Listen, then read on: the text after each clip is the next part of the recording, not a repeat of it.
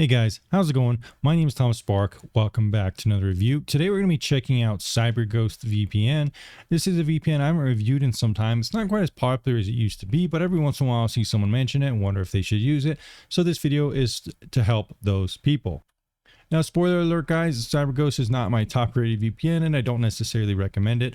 I will be putting the VPNs that rank the highest in the description down below. If you want to check out those reviews, I've also have affiliate links for those VPNs that do include special discounts. You get extra months and a really good discount as well. I'm not sponsored by those VPNs. I'm not sponsored by Cyberghost. As always, all my reviews are completely objective and data driven, which means I look at exactly what features they have and let you guys know about it with this freely available comparison table on my website, vpntierlist.com, which is always available for anyone to look at. So very transparent. All right, guys, let's go ahead and see what Cyberghost is like. We'll go through different features, pricing, and stuff like that to see if it's worth the buy or what they could improve.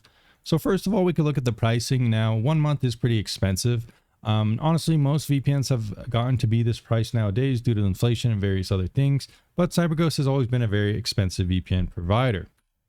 That said, the 2-year plan is actually very affordable, around $57 for 2 years, and yearly after that, which is actually quite a good deal.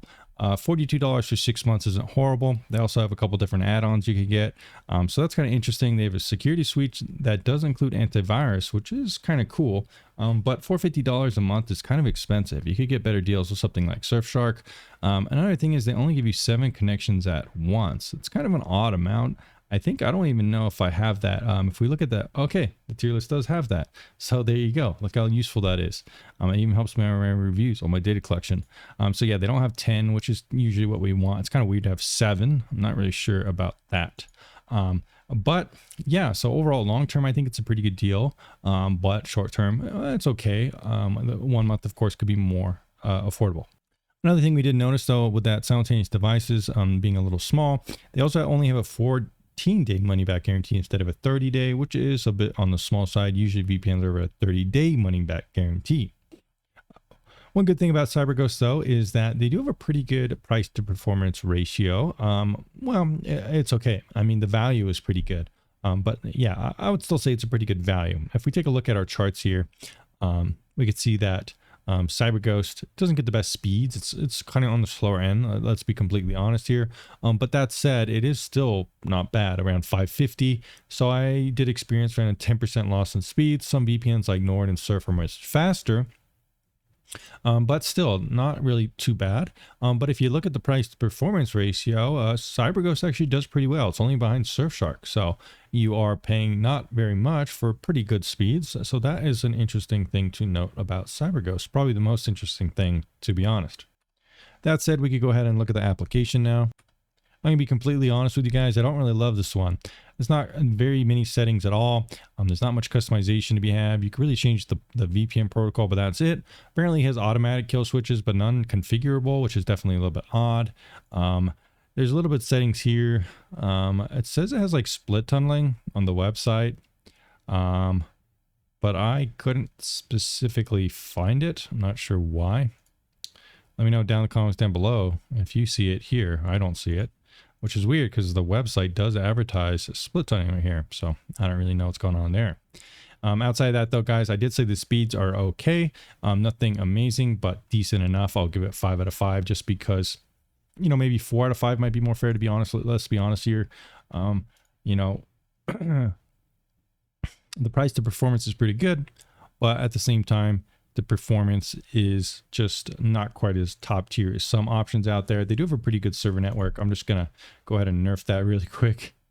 I just think it's fair to give 5 out of 5 to the best and 4 out of 5 to those that come, you know, decent, but not all the way there. So that's just something to note there. This got messed up here. So yeah, the application, it's fine. It works fine. It's just a little plain for my taste. Also plain in terms of GUI, plain also in terms of feature set. There's really just not much to it. It's lacking a lot of things we see in other applications.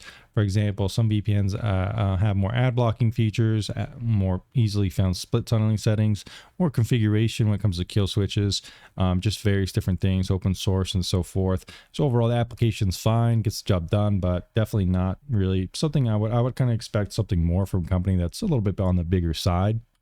We see this here in my past reviews of Cyberghost. I didn't really give the GUI anything that special, around 4 to 5, just because it's kind of plain, nothing really special here. The usability is okay, but nothing really special either. So guys, honestly, by this point, you can probably see I'm not a huge fan of this VPN. So I don't really see much point in extending the review too much, but I do think I should mention a couple other things lately. Now, Cyberghost, as you might know, is owned by a company called Cape, and they also owned other products like ExpressVPN. And lately, they've kind of been firing people. So I don't know if that's really good look, considering ExpressVPN was always bigger than Cyberghost. Not really sure how active Cyberghost is anymore. Honestly, it feels like they haven't really done too much to it over the years. Seeing how ExpressVPN doesn't seem to be doing too well, or at least they're firing people so much, leads me to believe that these kind of owners and VPNs just kind of losing ground to Nord and Surfshark, which kind of makes sense considering they are better products rated on my tier list as well. Cape Technologies, owner of ExpressVPN, has announced a wave of redundancies at the VPN firm. So they also own Cyberghost too. As it says here, the statement does not mention any cuts at PIA or Cyberghost. Also, VPNs owned by Cape. So yeah, they own like 3 of these VPNs, which in my opinion is probably not the best thing, but yeah, all of them kind of seem to be dying at the same time, to be honest. I'm not really sure why this company bought so many VPNs and really hasn't really been doing too much with them, but that's just kind of the current state of the market. Anyways, guys, if you want to check out more details about Cyberghost, well, the rest of it's just kind of disappointing. They don't have the best privacy on the website. They collect more probably logs on website activity than they should. They don't use open source analytics. It doesn't have 2FA, I don't think. I was checking. I don't think they have 2FA on accounts, which is kind of weird.